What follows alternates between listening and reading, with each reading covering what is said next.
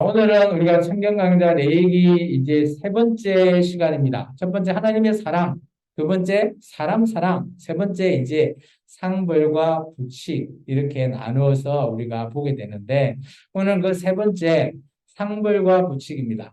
우리가 레위기 26장을 잘 보면 하나님 말씀을 잘 준행하면 상을 주고 그렇지 않으면 벌을 주겠다라고 하는 것을 우리가 한번 보도록 하겠습니다.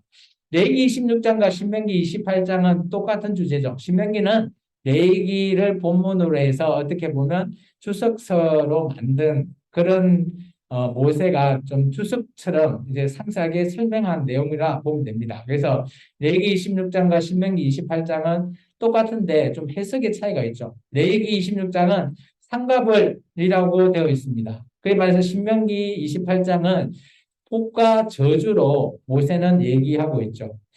여기서 상을 받는 조건이 있습니다. 우리가 좀 전에 읽었죠. 하나님 말씀대로 잘 준행하는 자에게 내가 주겠다고 한 것이 네 가지가 있습니다. 첫 번째, 비를 주겠다. 우리가 좀 전에 읽었던. 그 다음에 두 번째는 평안을 주겠다라는 거예요. 세 번째는 번성하게 해주겠다. 그리고 마지막 네 번째, 정말 중요한 거죠. 하나님이 우리와 함께 동거해 주시겠다는 거죠. 동행, 동거하시겠다. 그래서 우리가 하나님 우리와 함께 하신다라고 우리는 믿으시죠. 그죠? 임마누엘 하나님을 믿으시잖아요. 그런 하나님을 우리가 늘 믿고 의지하면서 살아야 된다는 거죠. 그럴 때 하나님께서 우리를 복 주신다는 겁니다. 그에 반해서 레위기 26장에서는 그것을 준행하지 않는 자에게는 하나님께서 벌을 주시겠대요. 모세는 이것을 저주까지 표현을 했습니다. 그것은 네 가지입니다. 첫 번째, 칼은 전쟁을 가리킵니다. 이 땅에 전쟁이 일어날 거고요. 두 번째, 기근. 그죠? 기근이 뭔가 아시죠? 지금도 우리는 좀 풍족해서 잘 모르는데, 지금도 뭐 못 먹는 나라에 가보면 요즘은 또 인플레이션까지도 이중고를 겪어서 정말 먹지 못하는 그런 나라들이 많이 있어요. 기근. 세 번째, 이거는 우리가 잘 아시죠? 지금도 우리가 마스크를 쓰고 있으니까 전염병, 코로나 같은 전염병. 이것은 어떻게 보면 하나님께서 우리에게 주시는 저주에 속해 있다는 거죠. 그래서 우리가 성경을 기준으로 봤을 때 지금 우리가 마스크를 쓰고 있는 것이 과연 잘하고 있는 것일까? 아니면 하나님 보시기에 우리가 지금 벌 받고 있는 것일까? 한번 생각해 볼 필요는 있다라는 거죠. 그렇다고 마스크 쓴다고 우리가 벌 받는다는 건 아닙니다.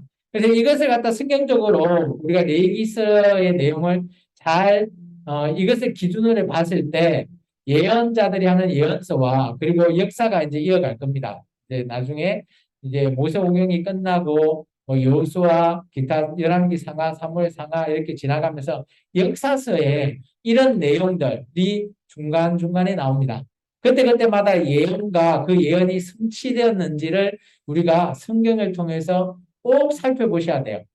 그래야지만이 이게 레위기 26장의 대로 이대로 예언되고 이대로 성취되었다.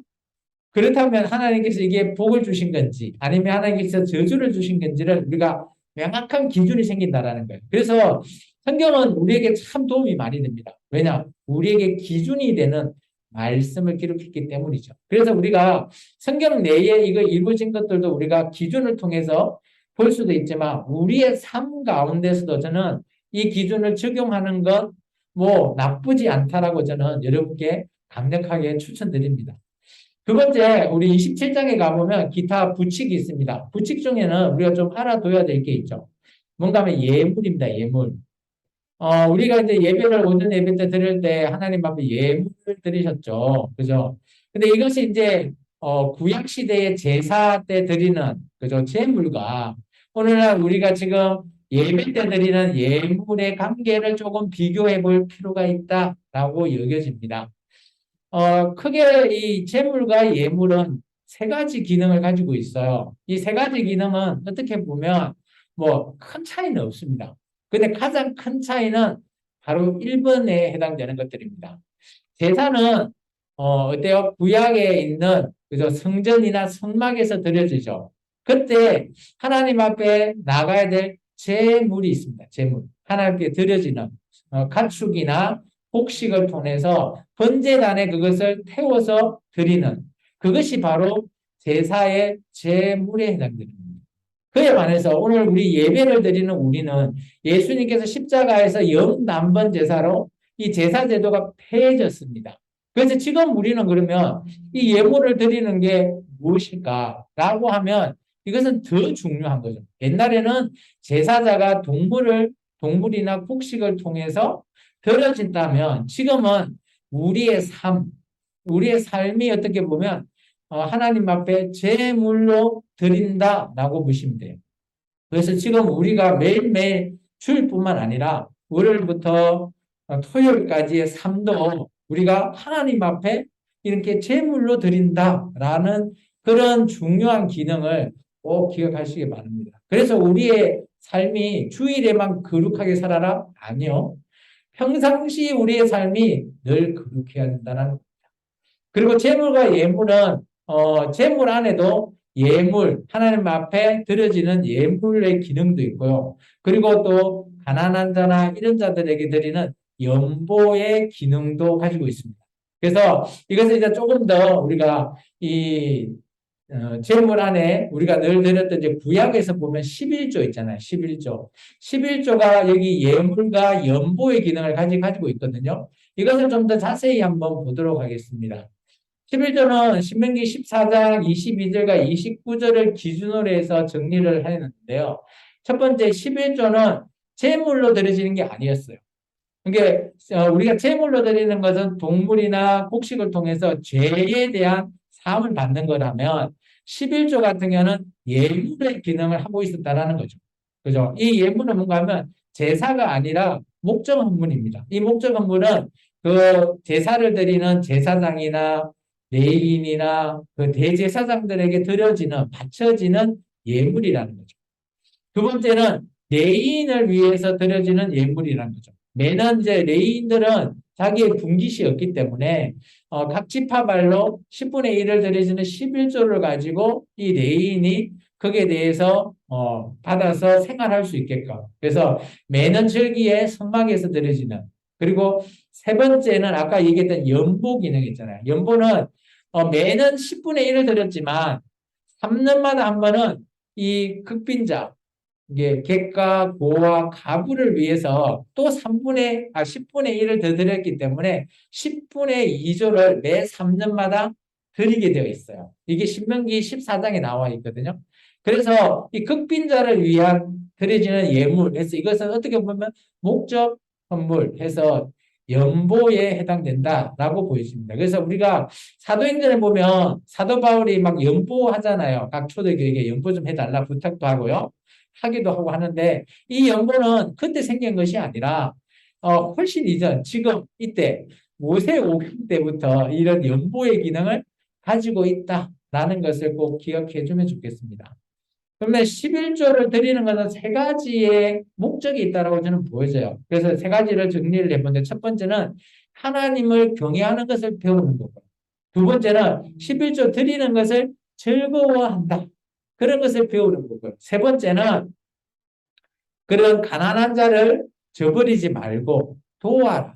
이게 구제하기 위한 그런 것을 배우게 하는 그것이 11조의 목적이다라는 거예요.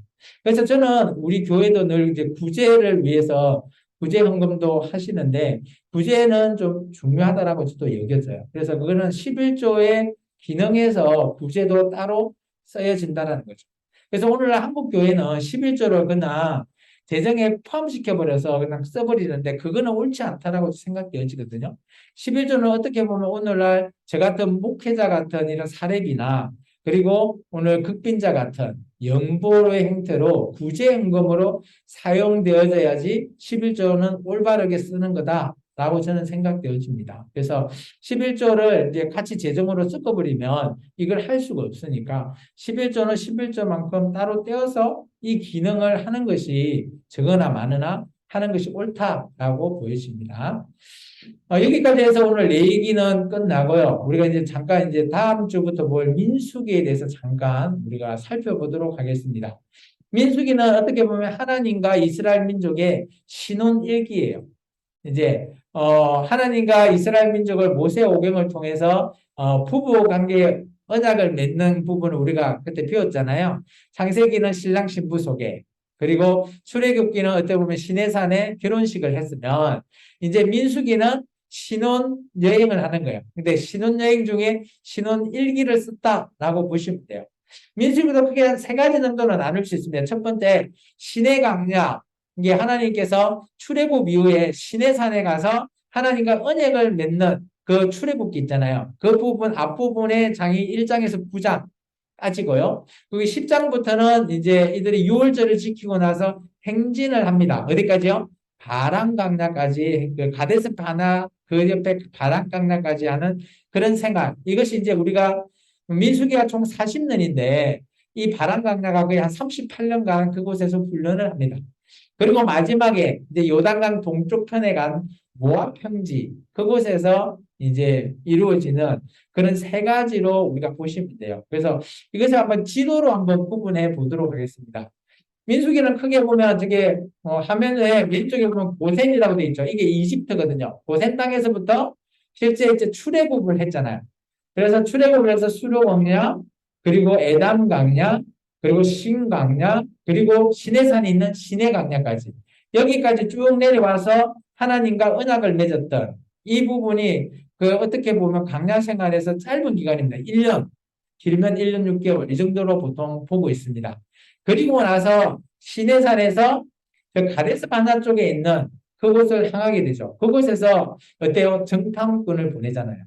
근데 그거 사건으로 말미암아 그냥 일주일이면 들어가야 될 거를 그죠? 거의 뭐 40년 동안 38년 동안 이 광야에서 훈련을 받게 됩니다. 그리고 진광야 그걸 통해서 이제 모압 평지로 가게 되죠. 그래서 실제 민수기는 여기 시내 강야, 시내산에서부터 가데스 바나를 향해서 가게 되고요. 또 그곳에서 아람 강야로 그리고 진 강야를 통해서 모압 평지에 이르는 이 부분으로 나눠진 게 오늘 우리 민수기서라고 보시면 됩니다. 지도를 다시 보면 이렇습니다. 출애굽기에 있는 그 부분부터 시내산, 그리고 시내산에서 가데스 바나와 아람 강야, 그리고 모압 평지 이런 식으로 구분해 줄 수 있어요. 이것을 또 이렇게 표현할 수 있습니다. 구원받은 직후, 이게 홍해 사건 이후에 시내산에 갔던 그 파트, 그리고 두 번째 파트는 크게 나누면 가데스 바나에 훈련하는 파트. 이게 구원을 받고 그 다음에 훈련이 이어진다라는 것. 저는 이것이 참 왜 와닿는가 하면 교회도 마찬가지죠. 교회도 처음에 예수님을 만나서 구원을 받고 그 다음에 뭘 해요? 예배를 드리잖아요. 그게 훈련이거든요. 본격적인 훈련을 받잖아요. 그런 것이 얼마나 유사해서 참 이런 부분이 괜찮다고 보여져요. 저는 가지 않았는데 우리 동영상을 한번 보게 여기가 이제 실제 그 광야라고 하거든요. 이집트의 이집트 민수기에 나오는 광야인데 여기는 소리가 어디로 가면 이쪽은 이제 페트라라는 에돔 지역의 페트라라고 넘어가는 쪽에 광야라고 합니다. 저는 가보지 않았고 김정인 국가는 인간이 없었어요. 그 영상을 제가 소개해드리고요. 한국에서 끝이 어떻게 보면 다 그걸 의판이죠. 이런 그걸 의판으로 되어 있어요.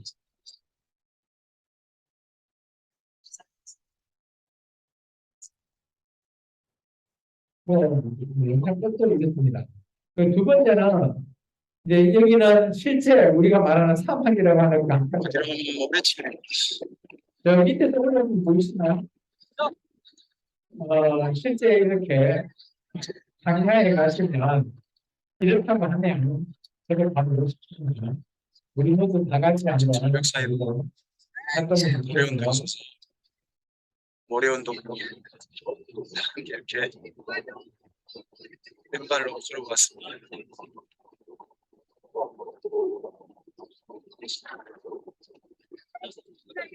이게 사막이죠. 여기는 이제 아침이라고 합니다. 아침. 목사님 아침에 일어나서 찍었다고 하는데 한번 가보십시오. 우리나라 산은 얼마나 좋아요. 그죠? 우리나라는 일어나면 좋은데 여기는 진짜 이렇게 흙을판입니다. 이것을 망야라고 하죠. 그러죠. 볼 것도 없죠. 그래도 이런 성지순례를 한번 가봤으면 좋겠습니다. 그죠? 사이에 물이 조금 나는 오아시스가 있고 마을이 형성되어 있습니다. 저 멀리에, 이런 저 오아시스를 멀리에. 이스라엘 민족이 또 있을 것 같습니다. 있습니다. 그게 좀 위에서 촬영을 하신 것 같아요. 여기는 좀 있어요, 그래도.